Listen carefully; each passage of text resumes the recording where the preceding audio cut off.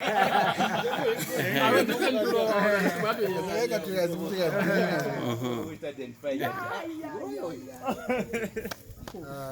advocate. Here we stand in Muziyo. This is Muziyo Secondary School.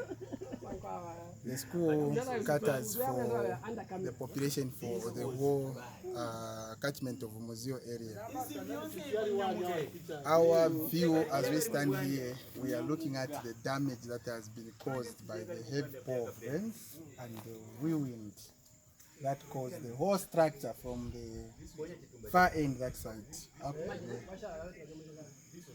Our worry is that the schools are open next week, and if nothing is done to help and mitigate this calamity caused by nature, then this will trigger effect to our children who have nowhere.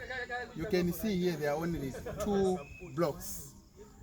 So this one is the whole stretch is affected. We can't even put children here. So it means that they have just remained with 1 block.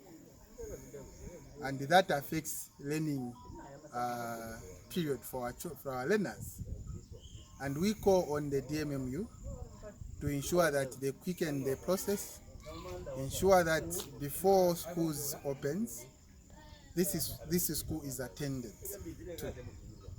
Like I said earlier on, we cannot talk about good education if you can't talk about the adequacy of the classrooms.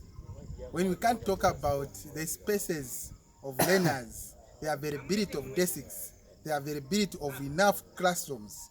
So we call on government through the office of the DC, the DMMU, and the Ministry of Education to ensure that adequate attention is attached to this school of Muziyo. This is just a calamity, and we are afraid because when learners' education is affected, it can even affect their passing rate. As you know, Zambia, we are grappling with the passing rate right now. And so far, learners will be disturbed. This is just the first week of learning, and they will not be in class because their block has been affected. Meaning a head teacher has been left without any option but to reschedule the classrooms or to reschedule the lessons to cater for learners who may need to attend education. And this comes at a cost. This comes at a cost because in the rural areas like this one, we do not have enough teachers. So to start with. So now, to change again lessons that learners should attend, affect more actually, both on teachers and on learners. And this is why we are calling on the Ministry of Education, we are calling on the DMMU, we are calling on the Office of the DC to quicken the process. We don't want to hear stories that headman should meet and find another way. There is no way that headman from this rural area can do. Here where we are standing in Muziyo, people are surviving on wild fruits. There are no food. People are grappling with what to eat this evening. For them to call them to say headman should meet, to do what? What are they coming to do? We are calling on government to ensure that the component under CDF, which is the 5% component, these are things that they should prioritize and ensure that resources goes to key areas such as education.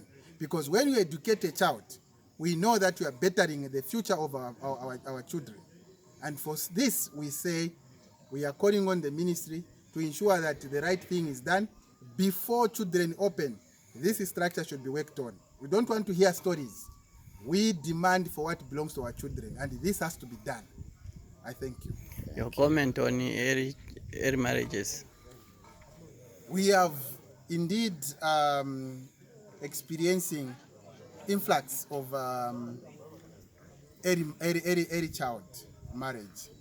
I think this is also coupled with the type of infrastructure which is not conducive to our learners. Like I said, this is the secondary school hosting learners up to grade 8 and 9. It's a center. But look at the infrastructure. Does it support to be called a secondary school. It doesn't, because it doesn't meet the status quo, the conducive environment. And so, because it doesn't, we have got few teachers that are here.